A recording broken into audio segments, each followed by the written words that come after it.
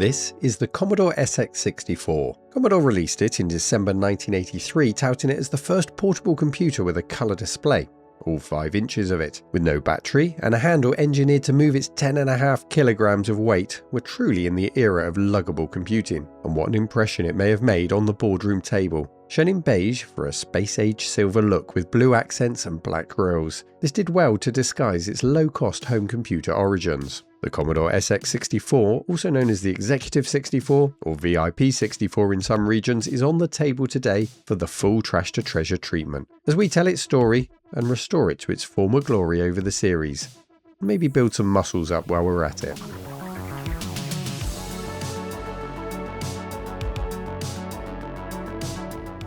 The year is 1983. Commodore released the C64 in August the previous year, and it was on its way to becoming what the Guinness Book of Records recognised as the best-selling desktop computer of all time, selling somewhere around 12.5 million units according to conservative estimates.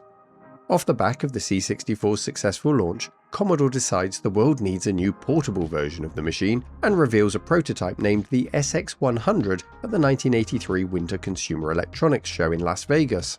We can see it here in the March 1983 issue of Compute magazine, where it's reported the SX-100 will be priced at $995 with 1 disk drive and a monochrome monitor. Over time, the name and the spec of the machine would evolve, becoming the Executive 64 in the June 1983 Summer CES, now with a 6-inch colour monitor. But by the next Winter CES in January 1984, the machine had been renamed once again, this time becoming the Commodore SX-64. Unlike the earlier prototypes, this was essentially the finished production machine with its 5-inch colour display, single internal disk drive and the same $995 price tag. The magazines were interested. Creative Computing said Commodore has an unfortunate habit of previewing hardware that somehow never makes its way to the marketplace, but this time it seemed Commodore would deliver. If you're listening out there, Commodore, they concluded in their February '84 publication, be smart this time around. Get this machine out as soon as you possibly can. But even as the SX-64 finally made its way into production, Commodore itself was entering a period of upheaval. Just a few days after the '84 Winter CES show in January, Commodore founder and president Jack Tramiel left the company following a fundamental disagreement with chairman Irving Gould over how Commodore should be run. It was an extraordinary moment for Commodore and for Tramiel to depart. Under his leadership, Commodore had become a billion-dollar company. The VIC-20 had become the first computer to sell more than 1 million units, and the Commodore 64 was doing astonishingly well around the world in the low-cost home computer market. Although Tramiel had overseen the development of the SX-64, the machine was already entering production and beginning to reach dealers, so his departure didn't delay this machine. And precisely when it went on sale is less clear than the frequently quoted December 1983 release date might suggest. A small number may have reached American dealers by the end of '83, but magazine reports indicate that general availability did not begin until January or February '84. It's in early '84 that Compute magazine says the transportable Commodore 64 was just now becoming available. Then in early February, Commodore USA President Don Richards claimed the machine had been a sellout everywhere. And it probably tells us as much about limited initial supplies as it does about demand. Commodore had spent a year previewing, promoting and trying to create as much anticipation as possible around the machine, and here it was. But how was it received, I wonder? Do you know what really sucks? Inferior PCB services, which is why I hoover up the deals at PCBWay.com. From advanced PCB design and manufacturing to CNC machining, sheet metal fabrication, 3D printing and injection molding. They do the lot. They'll even clean up your Gerber files, although disappointingly not your carpets. Go to PCBWay.com now and enjoy new customer sign-up bonuses plus rewards as a repeat customer.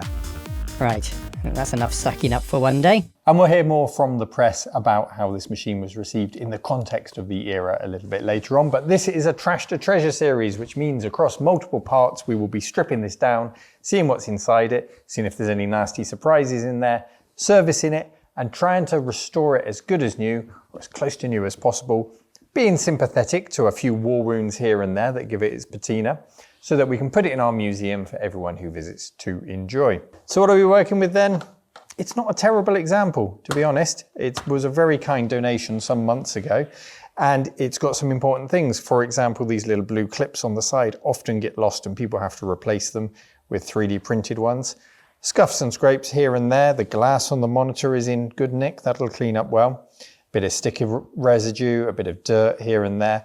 Notably, we're missing a key on the keyboard, the number 3. So we're going to have to source a replacement for that. I believe it's a keyboard membrane under here. So hopefully we can find a reproduction because undoubtedly that membrane will be worn away and it will benefit from a new one. Otherwise, I've seen a lot worse. So there will be some tricky things to deal with. For example, servicing this tiny little CRT monitor in here. So we'll get Holly involved to help us with that and work her magic. So I think the trickiest part will be stripping it down, making sure we know where all the screws go back when we put it back together, because this is going to be compact, tightly integrated to fit in a CRT, a Commodore 64, a 1541 disk drive all into one unit. And that's an interesting thing really in itself. This is a portable Commodore 64, which it kind of manages to be less portable than a Commodore 64 because it has a monitor output on the back. You can plug a monitor into it and undoubtedly you'd want to do that to be productive with this. So if you're going to use an external monitor, why not just carry a Commodore 64 around at far less than half the price of this thing, plus the cost of a monitor? Maybe we'll address that a little bit later on. But first, let's start stripping down the SX-64.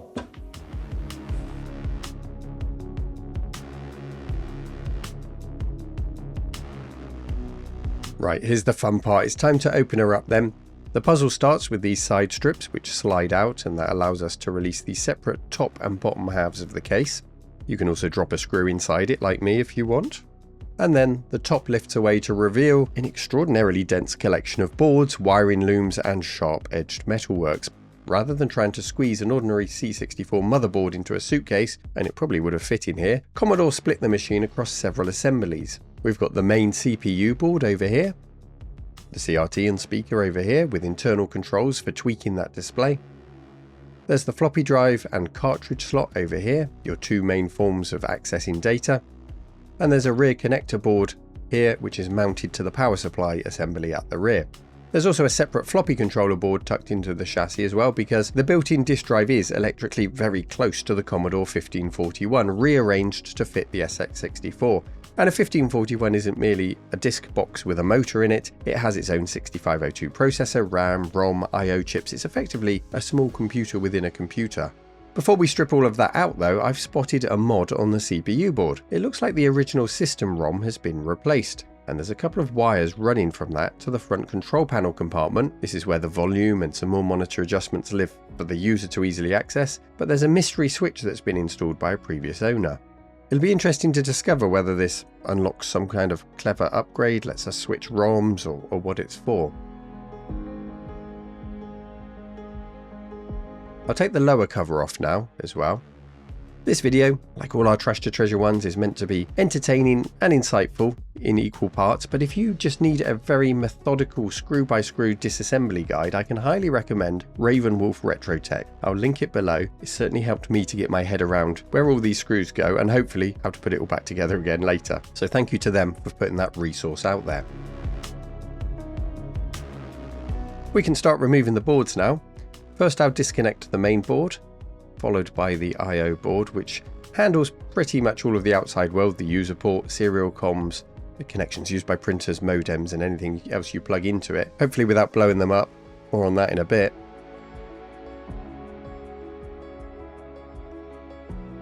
And this is also where we find the CIA chips, just as we'd find in a regular C64, to manage these functions. There are plenty of custom chips in here that can easily be swapped out with a regular C64 should we need to, so parts shouldn't be too much of a problem here, fingers crossed. Now the main board does give me a problem removing it because of those wires attached to the ROM mod. The wires have been routed in such a way as to prevent the board coming out, so I need to desolder them from that switch first of all.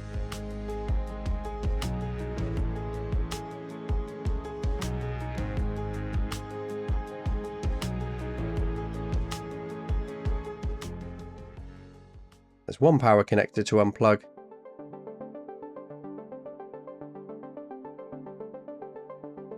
And the board is free. At the heart of the CPU board is the same 6510 processor used by ordinary C64s. It's an 8-bit descendant of the 6502, running at just under 1 MHz in this PAL machine. Over here is the 4K character ROM for our letters and symbols. Then we have the PLA, which is a fairly notorious point of failure in the C64. The main chips in this machine are all socketed, which will make our lives so much easier should we need to swap them. This is the basic ROM. It contains Commodore BASIC 2, and that's a Microsoft-derived BASIC. And under this metal heatsink is the VIC-2, the video interface chip, responsible for the C64's graphics, 16 colours, hardware, scrolling and sprites and all of that good stuff. Next to that is the legendary SID audio chip, so you could use the SX-64 like a boombox on your shoulder if you really wanted to, and if you've got an extension lead to power it, because there's no batteries, remember. My main concern here is the ROM mod though, because if one of those wires detaches, I'm going to have a hell of a headache figuring out where it goes back. Of course, we could revert it to an original ROM, but I'd quite like to keep this in here rather than go all the way back to stock, if we can. The long board at the back, that's the floppy controller, so we'll hoik that out now. I've had my morning coffee, so I can work a bit faster now.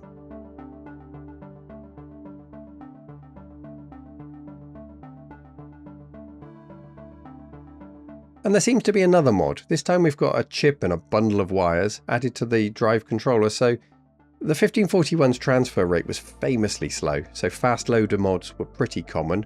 That's my guess at what this probably is, but we won't find out for certain until we've got it up and running. Just to keep it safe, I'm going to place that mod into another socket, a spare socket, and just tape it together to protect its legs until reassembly. And I've also spotted some tape around the wiring run into the front controller board. We just need to keep track very carefully of all these wires and make sure nothing comes detached without us understanding where it's come from. And we will make good those wires when the time comes. I'm going to take the handle off next to get that out of the way, which means gently lifting the blue end caps on it. Now, these can be extremely brittle. A lot of the time they're replaced by 3D printed ones, so I'm working around the adhesive pad underneath rather than just trying to lever the plastic straight off. Just sort of cutting away at the pad. And there it is. The handle/stand is out the way. It's quite clever really, allowing you to either lug the system around or prop it up to a suitable viewing angle in the coffee shop. And I did have to cut one cable though that couldn't be routed safely around the taped modification. I've labelled it and made a note to fit a connector later, just to try and be kind to myself. And we're nearly there now. The cartridge connector and floppy mechanism come out, followed by the CRT assembly.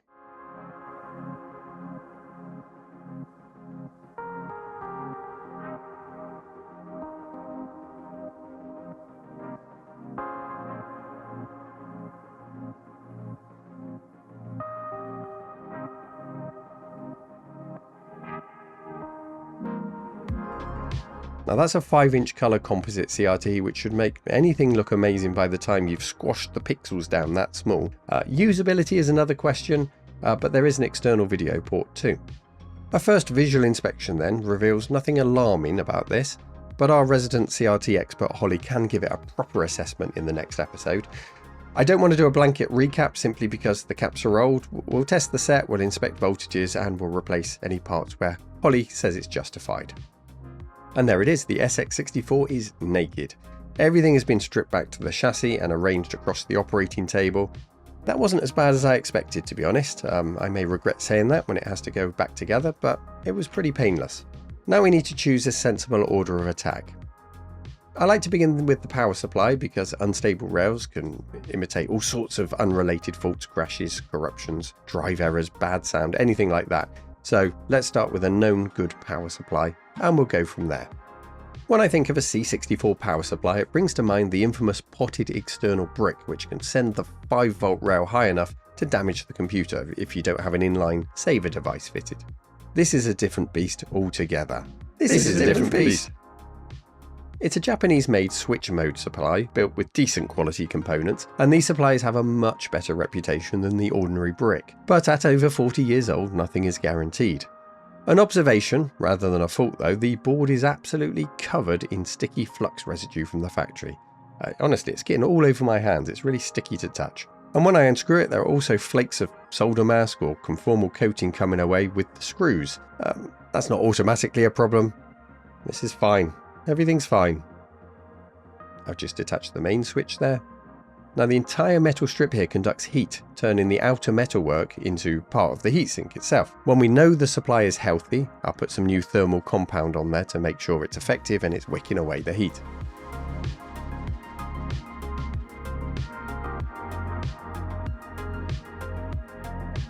Well, it looks pretty solid. There's no bulging caps or leaks.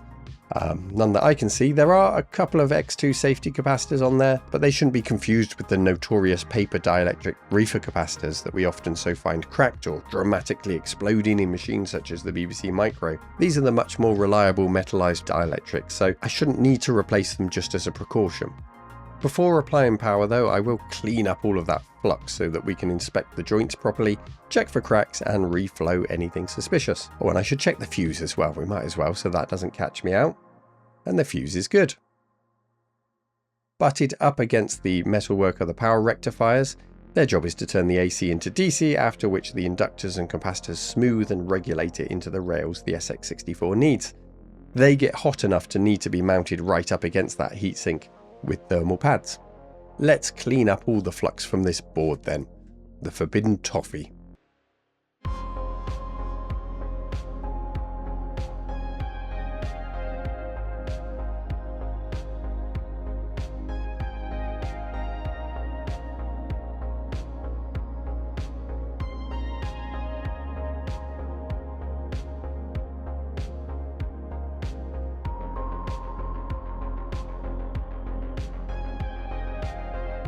Underneath it, I'm not finding any obviously cracked or dry joints, but I reflowed a few anyway just as we're here. It can't really hurt, can it?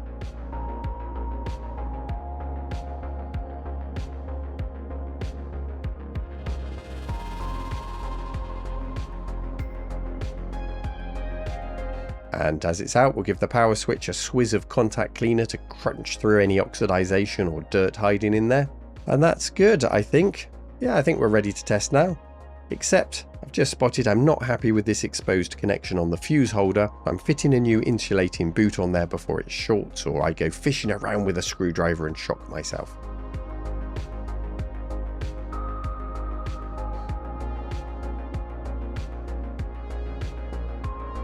That's better. We'll also give the user port on the connector PCB a cleanup too. Now there's actually a factory fault on this port, which I alluded to earlier. Pin 19, which is a 9V AC power supply, and pin 20, which is the ground, are actually shorted together. That doesn't sound good. And it isn't. If you plug certain peripherals in, you can just burn them out. And this isn't reflected in Commodore schematics. The whole thing is wrong. That shows both sides of the user port's 9V AC supply is floating. But it is connected to the ground by a trace between pins 19 and 20 on internal connector P7. I found no Commodore service bulletin acknowledging this, and the correction appears instead to have come originally from Jason Ranheim for users of his Promenade EEPROM programmer, which he discovered when he was marketing it in 1984 could be damaged as a result, so he put that information out there. With that cut, let's put it back together and see what it does. So we're just going to test at this point with the CPU board, the power supply, and the external video port. Here we go then, drum roll, the moment of truth.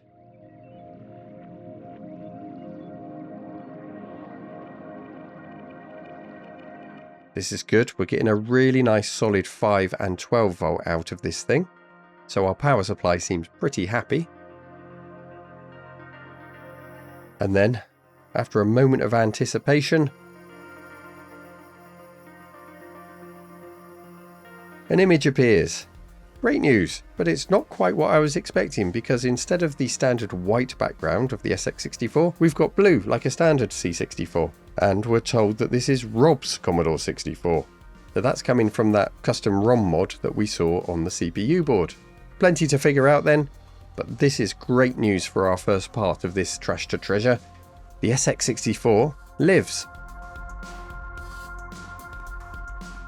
Well, that feels like a really nice place to stop for this episode. I'm delighted that it works. And of course, there's so much more to do. So what do we do with that ROM? Do we swap it out to the original? Do we wait and see what the switch does at the front? Maybe we can switch between the original and Rob's Commodore 64. I'm not quite sure yet, so we'll figure that out. The CRT obviously is going to be an important thing to look at, and we'll get Holly's opinion on that. We do have some spare parts for it, very kindly given to us by Chrissy some years ago. So if that's not working, we may have the bits we need to fix the CRT. We'll tackle that when we come to it. Obviously the I/O board, we need to check if that works. All sorts to go through. The keyboard, I have sourced the missing key all the way from America, and the amount I paid for one key is obscene. I'm going to save that for the next episode. Bit of vapor brighting on the spacebar, but I think that will all come up nicely. And I've got some spray paints on standby which are color matched to the handle in case we want to touch that up. So I really want to make this gleam to look like new. And hopefully you'll join me in the next episode while we try to make that happen. Please, if you haven't already done so, subscribe to the channel, stick around, and we'll see you in the next episode. Thanks for watching, everyone. Bye-bye.